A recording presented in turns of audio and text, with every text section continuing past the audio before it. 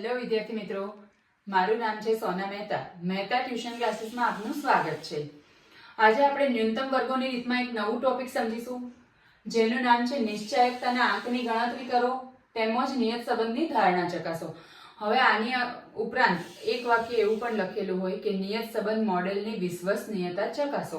ત્યારે પણ આ ત્રણમાંથી કોઈ પણ એક વસ્તુ આપણને કીધું હોય શોધવાનું, ત્યારે આપણે R² શોધવાનું છે. બરાબર.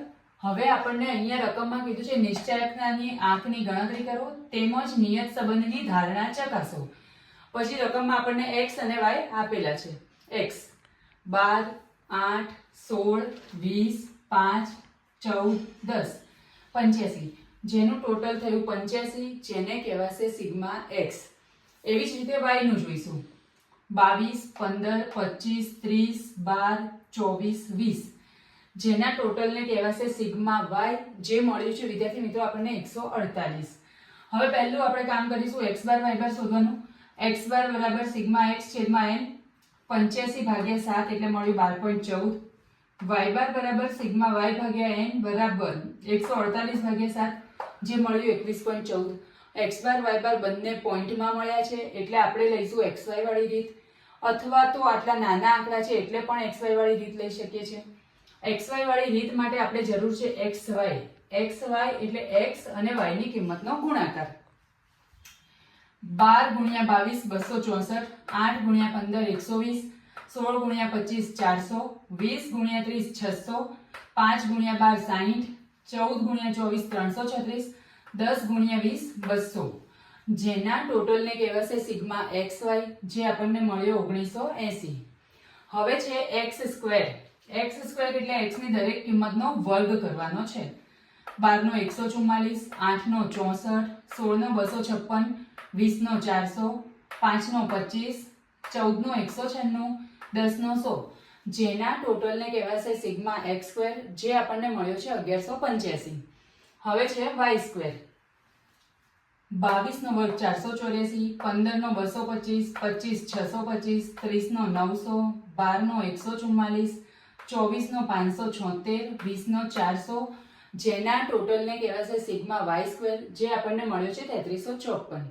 હવે વિદ્યાર્થી મિત્રો R² નું સૂત્ર જોઈ લઈએ. તો R² બરાબર મોટા કૌંસમાં n sigma xy minus sigma x sigma y છેદમાં વર્ગમૂળમાં n sigma x² minus sigma x કૌંસ બાર વર્ગ ગુણ્યા n sigma y² minus sigma y કૌંસ બાર સ્ક્વેર અને આખા કૌંસનો સ્ક્વેર.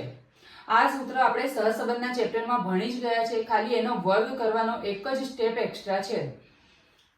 સૂત્ર પ્રમાણે કિંમત ગોઠવીએ. n એટલે 7, xy એટલે 1980 માઇનસ સિગ્મા x અને સિગ્મા y એટલે 85 અને 148 છેદમાં 7 ગુણ્યા 1185 માઇનસ 85 નો સ્ક્વેર ગુણ્યા 7 ગુણ્યા 3354 માઇનસ 148 નો સ્ક્વેર. 7 ગુણ્યા 1980 એટલે 13860 માઇનસ 85 ગુણ્યા 148 એટલે 12580 અને એનો સ્ક્વેર છેદમાં. હવે વિદ્યાર્થી મિત્રો વર્ગમૂળની નિશાની જ આપણે ખાલી હટાવી દેવાની છે, વર્ગમૂળમાંથી કાઢવાની જરૂર નથી, કારણ કે વર્ગમૂળમાંથી કાઢીશું તો પાછો વર્ગ જ કરવો પડશે, એટલે ખાલી વર્ગમૂળની સાઈન કાઢી નાખવાની છે.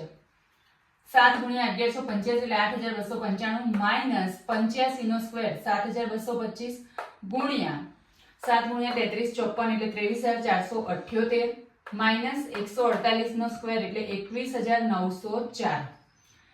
13860 માઇનસ 12580 એટલે આપણને મળ્યા 1280 અને એનો સ્ક્વેર કરવાનો છે. છેદમાં 8295 માઇનસ 7225 એટલે મળ્યા 1070 ગુણ્યા 23478 માઇનસ 21904 એટલે આપણને મળ્યા 1574. હવે 1280 નો સ્ક્વેર કરવાનો છે, એટલે કે 1280 નો વર્ગ કરીએ એટલે મળે 16,38,400 છેદમાં 1070 ગુણ્યા 1574 કરીએ એટલે મળે છે 16,84,180 અને હવે એ બંનેનો ભાગાકાર કરીએ એટલે જવાબ મળ્યો R² બરાબર 0.97. જ્યારે જવાબ 1 ની નજીક જાય છે ત્યારે ધારણા યોગ્ય છે. ધારણા યોગ્ય છે અને 0 ની નજીક જવાબ જાય ત્યારે ધારણા યોગ્ય નથી. તો વિદ્યાર્થી મિત્રો, તમને આ નિશ્ચયાત્મકતાના આંકની ગણતરી વિશે વ્યવસ્થિત સમજાઈ ગયું છે. કંઈ પણ પ્રકારની ક્વેરી હોય તો કમેન્ટ બોક્સમાં જરૂર જણાવો. વિડીયોને લાઈક કરો, શેર કરો અને ચેનલને સબસ્ક્રાઇબ કરો. મળીએ નેક્સ્ટ વિડીયોમાં.